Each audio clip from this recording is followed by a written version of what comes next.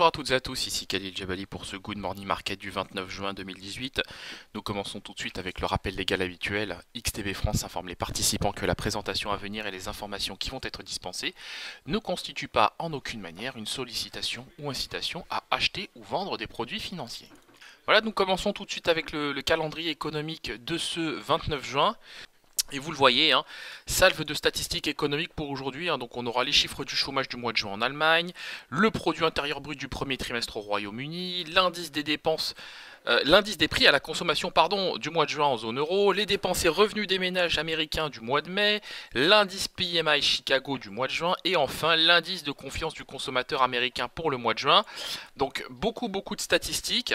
Il y a pas mal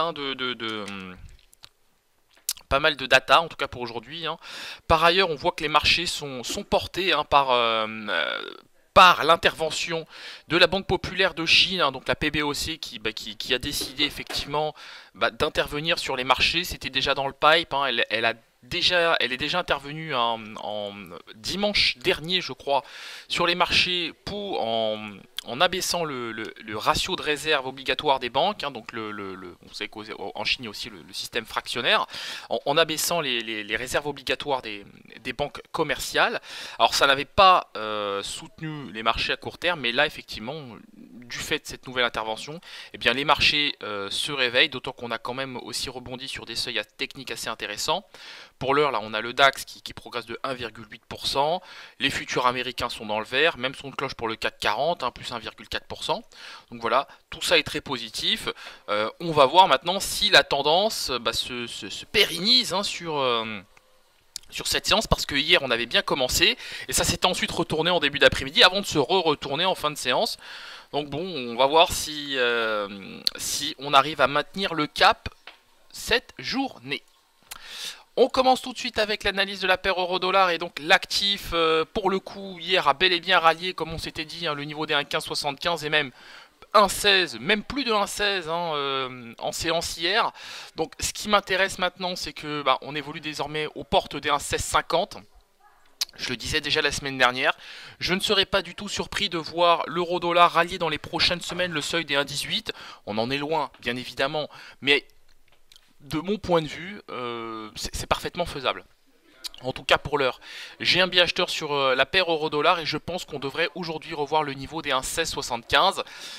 Niveau qui me semble parfaitement atteignable aujourd'hui. Le DAX 30.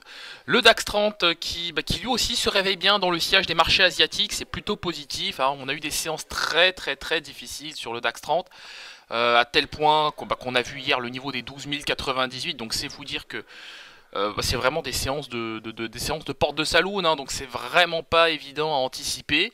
Attention quand même à ce gap haussier formé ce matin à l'ouverture des cotations. Pour l'instant, il n'est pas du tout question de le combler. Maintenant, je m'en méfie quand même. Évidemment, dans un contexte comme celui de ce matin, j'ai un biais acheteur et je viserai pourquoi pas le niveau des 12 400 points sur le DAX 30.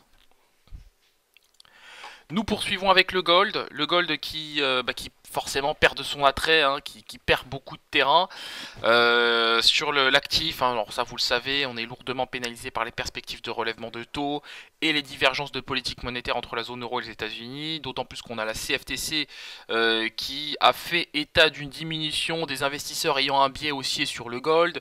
Donc forcément les investisseurs fuient l'actif refuge par excellence, évidemment. Je pense qu'on l'a quand même bien remarqué sur ces dernières séances.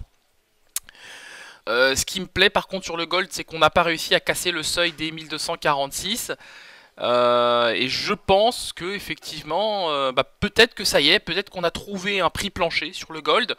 Je sais qu'on n'est pas très loin du prix de revient 1246. Alors évidemment, ça dépend des pays sur le gold, parce que tous les pays n'ont pas le même prix de revient sur cet actif, en termes de production évidemment. Donc moi je vais vous dire, à 1246 ça m'intéresse, 1250 pour l'heure c'est plutôt pas mal. Si on peut faire aujourd'hui les 1254, ce sera très bien. Voilà. Mais en tout cas, techniquement, pour l'heure, c'est faisable, mais j'attends quand même une consolidation au-dessus des 1250 à 1251, 1252. Et puis ensuite, pourquoi pas l'acheter directement en direction des 1254, voire même 1255 $ l'once. Le WTI, donc on a terminé hier en haut sur le WTI à 73,45 $ le baril. On a été porté par les inquiétudes relatives à l'approvisionnement du marché. Je le rappelle, le département d'État américain souhaite sanctionner les pays et entreprises qui achèteront du pétrole à l'Iran à partir du mois de novembre. Donc on a une toile de fond assez positive évidemment, et même très positive pour les prix du WTI, pour les prix du pétrole d'une manière générale. J'ai un biais acheteur sur le pétrole et je pense qu'on peut retrouver le niveau des 73,91 $ le baril à court terme.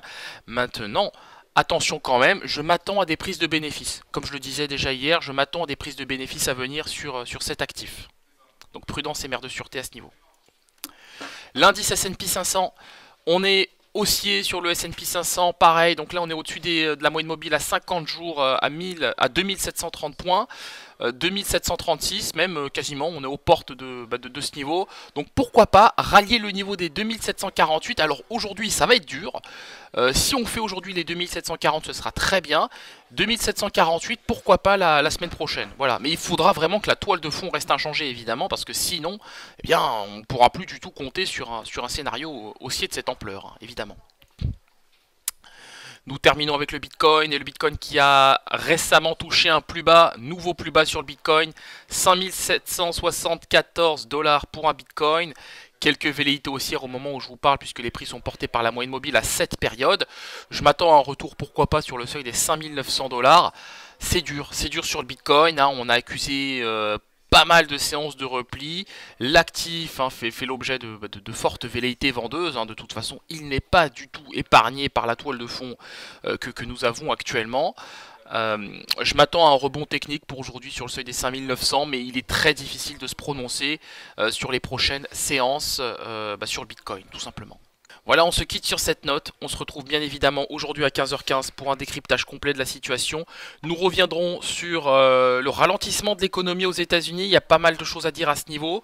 Et on reviendra aussi, effectivement, on essaiera aussi par ailleurs de faire un mapping par rapport à la semaine prochaine et de prendre quelques trades dans cette séance qui me semble déjà bien haussière. Merci à vous et à tout à l'heure.